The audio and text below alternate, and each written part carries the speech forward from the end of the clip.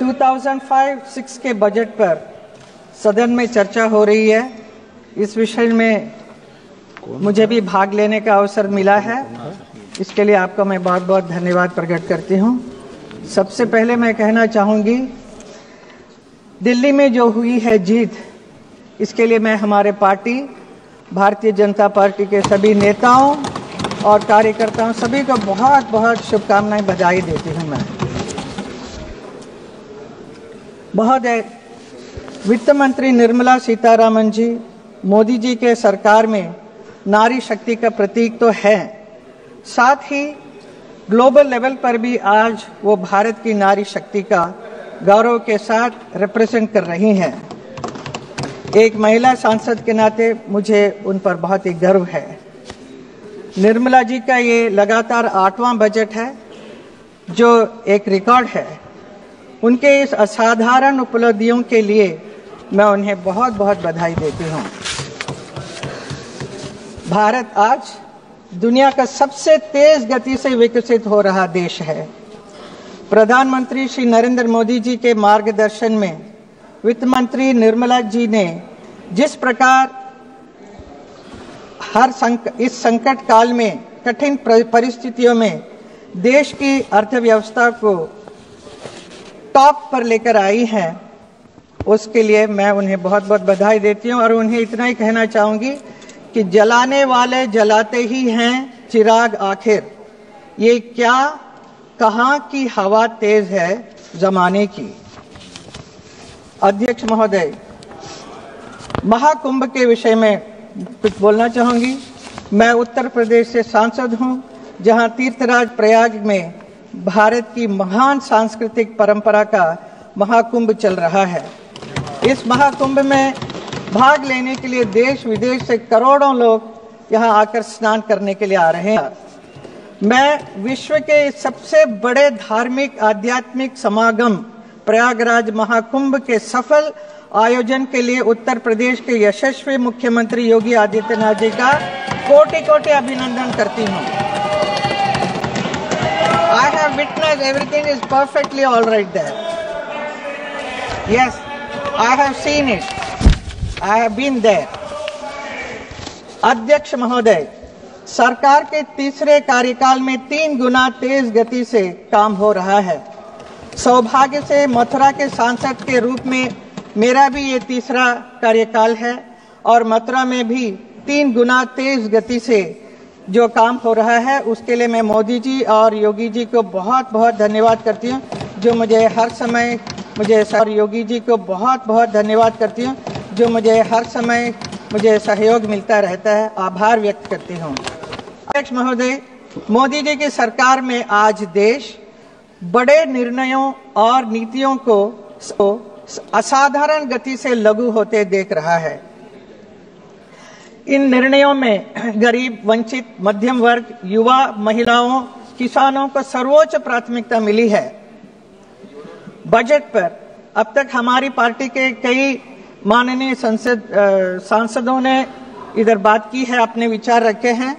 Budget के घोषणाएं किस प्रकार देश की जनता के लिए हितकारी है, विस्तार से सब लोगों ने बताया है, तो उन्हीं बातों को मैं वापस नहीं दोहराना चाहूंगी। मैं उन सब का समर्थन करती हूं। बजट के कुछ फ्यू पॉइंट्स है जिसमें मैं कहना चाहूंगी। अध्यक्ष जी, वित्त मंत्री जी ने इस बात पर जोर दिया है कि भारत की इकोनॉमी में महिलाओं की भागीदारी बढ़े। उन्होंने 70% महिलाओं का आर्थिक गतिविधियों से जुड़ने के लिए कदम उठाने की बात की है।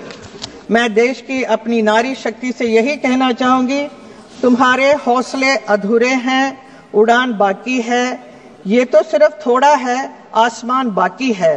नाम तेरा भी होगा, काम तेरा भी होगा, अभी तो तुम्हारी पहचान बाकी है। एजुकेशन सेक्टर की बात करें तो अगले 5 वर्षों में सरकारी स्कूलों में 50,000 अटल टिंकरिंग लैब की स्थापना और भारत नेट परियोजना के अंतर्गत ग्रामीण क्षेत्रों में सभी सरकारी प्राथमिक स्कूलों में ब्रॉडबैंड कनेक्टिविटी बहुत अच्छा कदम है। हेल्थ सेक्टर में कैंसर की 36 मेडिसिन पूरी तरह से ड्यूटी फ्री कर दी गई है।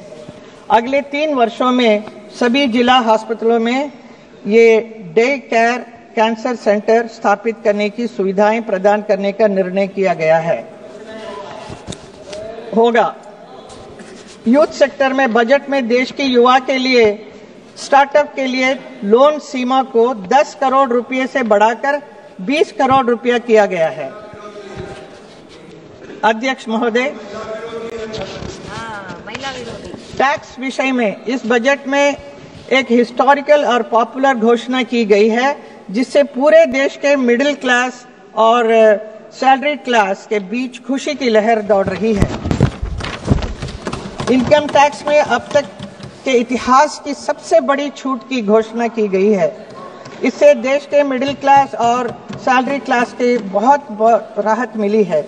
इस निर्णय के लिए मैं माननीय प्रधानमंत्री श्री नरेंद्र मोदी जी और माननीय वित्त मंत्री श्रीमती निर्मला सीतारामन जी का देश के करोड़ों मिडिल क्लास और सैलरी क्लास लोगों की ओर से आभार व्यक्त करती हूं।